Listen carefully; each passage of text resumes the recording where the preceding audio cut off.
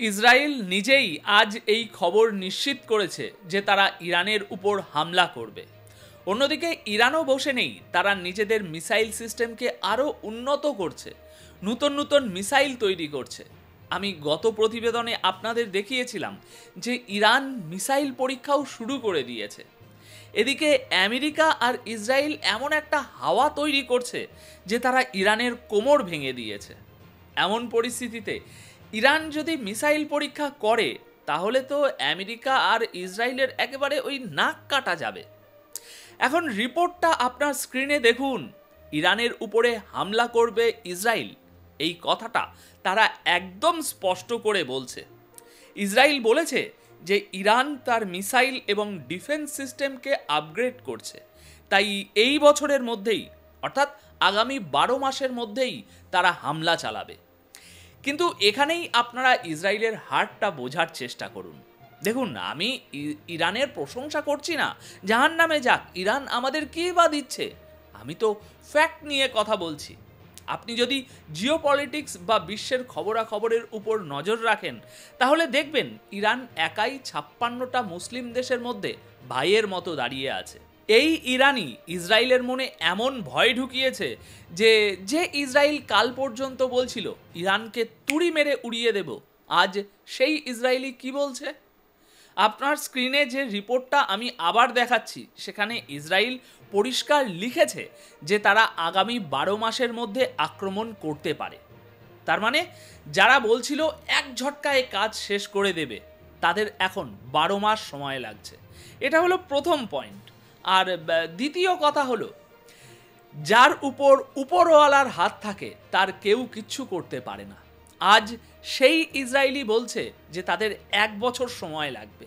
শুধু তাই নয়, তারা এটাও বলছে যে তারা তাদের প্ল্যান পরিবর্তন করছে।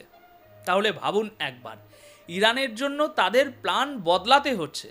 তার মানে ইরান এতটাই এগিয়ে গেছে যার কারণে আজ যেখানে সমস্ত আরব দেশ ইসরায়েলের পায়ের তলায়, সেখানে ইরান ইসরায়েল বা আমেরিকাকে 1 পয়সাও পাত্তা দেয় না।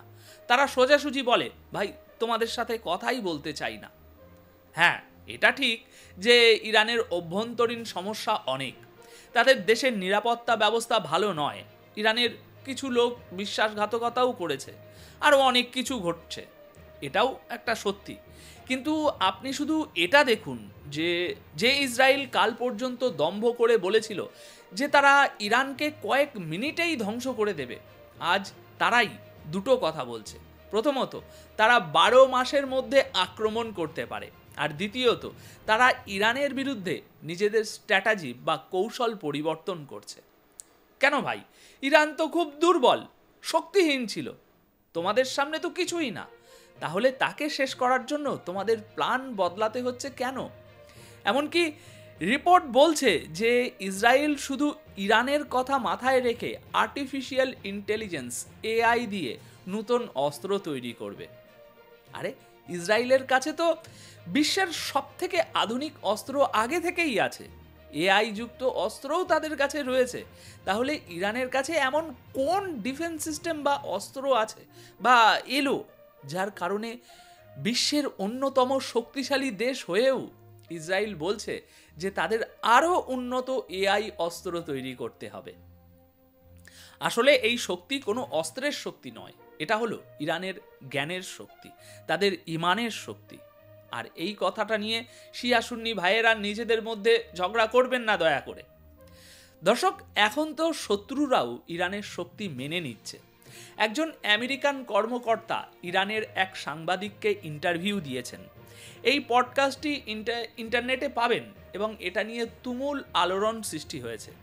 ইরানের চ্যানেলে ইন্টারভিউ দেওয়ার সময় ওই আমেরিকান কর্মকর্তা বলেন যে 12 দিনের যুদ্ধের সময় যুদ্ধবিরতি করাটা ইরানের সবচেয়ে বড় বোকামি ছিল। তার মতে ইরানের যুদ্ধবিরতি করাই উচিত হয়নি, কারণ ইরান তখন এতটাই শক্তিশালী ছিল যে তারা ইসরায়েলের ব্যাপক ক্ষয়ক্ষতি করতে পারত। এমনকি তিনি এও বলেন যে ইরান চাইলে ইসরায়েলকে পুরোপুরি ধ্বংস করে দিতে পারত। কিন্তু ইরান যুদ্ধবিরতি করে বোকামি করেছে। ইরানের কাছে ইসরায়েলের হাত পা ভেঙে দেওয়ার একটা সুবর্ণ সুযোগ ছিল। আর এই কথা কে বলছে? একজন আমেরিকান কর্মকর্তা। ইরান এবং তার সমর্থকদের জন্য একটা ভালো খবর আছে পরবর্তী। আমাদের অনেক সমালোচনার পর এবং বিশ্বজুড়ে গালাগাল শোনার পর রাশিয়া শেষমেশ একটা পদক্ষেপ নিয়েছে। আমরা রাশিয়াকে এত বিশ্বাসঘাতক বলেছি যে বেচারা রাশিয়াও ভাবতে বাধ্য হয়েছে। এই দেখুন রিপোর্ট। সুখবরটা হলো রাশিয়া ইরানের জন্য Su-35 যুদ্ধ বিমানের প্রথম ব্যাচের প্রোডাকশন শুরু করে দিয়েছে। অন্যদিকে ইসরায়েলের মিডিয়া আবার অন্যরকম দাবি করছে। শত্রুপক্ষে এখন রীতিমতো হুলস্থুল পড়েছে। রিপোর্ট বলছে, ইসরায়েলের সংবাদপত্রগুলো লিখছে যে 7ই অক্টোবরের হামলা এবং 12 দিনের যুদ্ধ থেকে ইরান অনেক কিছু শিখেছে। তারা নিজেদের ভুলগুলো বুঝেছে, দুর্বলতা চিহ্নিত করেছে এবং সেই অনুযায়ী ইরান নিজেও ইসরায়েলের উপর বড়সড় হামলার প্রস্তুতি নিচ্ছে। ডোনাল্ড ট্রাম্প আর ইসরায়েল সবসময় এটা দেখানোর চেষ্টা করে যে ইরান আমেরিকাকে ভয় পায়। চলুন 1 মিনিটের জন্য মেনেই নিলাম যে ইরান আমেরিকাকে ভয় পায়। তাহলে বলুন তো, যেখানে আমেরিকার ভয়ে বড় বড় দেশের নেতারা ট্রাম্পের নাম নিতে ভয় পায়, সেখানে ইরানের এত সাহস কোথা থেকে এলো? ইরানের বিদেশ মন্ত্রী অন রেকর্ড টিভিতে এসে সোজাসুজি বলে দিলেন যে আমেরিকা গোটা বিশ্বের জন্য একটা বিপদ। যদি ইরান সত্যিই ভয় পেত তাহলে তাদের বিদেশ মন্ত্রীর মুখে এত বড় কথা বলার সাহস হতো কি? কথাটা নিশ্চয়ই বুঝতে পারছেন। এদিকে দর্শক, যা কোনোদিন হয়নি এখন তাই হচ্ছে, আর আমি আশা করি যেন এটা সত্যি হয়। সৌদি আরবের ডেপুটি পররাষ্ট্রমন্ত্রী ইরানে পৌঁছেছেন, যেখানে ইরানের পররাষ্ট্রমন্ত্রী এবং তার প্রতিনিধি দল তাকে উষ্ণ অভ্যর্থনা জানিয়েছেন। দর্শক, এই ছবিটি ঐতিহাসিক, কারণ ইরান আর সৌদি আরবের মধ্যে সাপে নেউলে সম্পর্ক। যদি এই দুজনের মধ্যে বন্ধুত্ব হয়ে যায় তাহলে এর প্রভাব গোটা মুসলিম উম্মার উপর পড়বে, এমনকি আমাদের উপরেও এর প্রভাব পড়বে। তাই দোয়া করুন যাতে সৌদি আরব আর ইরানের সম্পর্ক আরও ভালো হয়।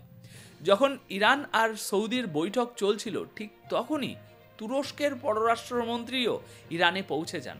ছবিটা দেখুন। তুরস্ক আর সৌদি আরব, যারা কাল পর্যন্ত ইরান থেকে দূরে দূরে থাকতো, আজ মুসলিম উম্মা নিজের চোখে দেখছে যে সেই দেশগুলোই দৌড়ে ইরানের কাছে আসছে। নিশ্চয়ই ইরানের মধ্যে এমন কিছু আছে যার কারণে যারা দূরে পালাতো তারাই আজ জড়িয়ে ধরতে আসছে। এতে আমরা কাউকে ছোট বড় করছি না। আর তুরস্কের পররাষ্ট্রমন্ত্রী তো ইরানের পাশে দাঁড়িয়ে গেছেন। তিনি বলেছেন পারমাণবিক কর্মসূচির বিষয়ে তারা ইরানের সাথে আছেন এবং ইরানের উপর থেকে সমস্ত ভিত্তিহীন নিষেধাজ্ঞা তুলে নেওয়া উচিত। এর থেকেও বড় কথা, তুরস্কের পররাষ্ট্রমন্ত্রী ইরানের মাটিতে দাঁড়িয়ে ইরানের মিডিয়ার সামনে ইরানের বিদেশ মন্ত্রীকে পাশে রেখে বলেছেন যে ইসরায়েল এই পুরো অঞ্চলের জন্য একটি বিপদ হয়ে উঠেছে। তো দর্শক, এই ছিল আপাতত মধ্যপ্রাচ্যের গুরুত্বপূর্ণ কিছু খবর, যা খুবই সহজ সরল বাংলা ভাষায় আপনাদের সামনে উপস্থাপন করার চেষ্টা করেছি। এখন এই প্রতিবেদনের বিষয়ে আপনাদের কি মন্তব্য অবশ্যই কমেন্ট বক্সে লিখে জানাবেন। ধন্যবাদ আপনাদের সকলকে।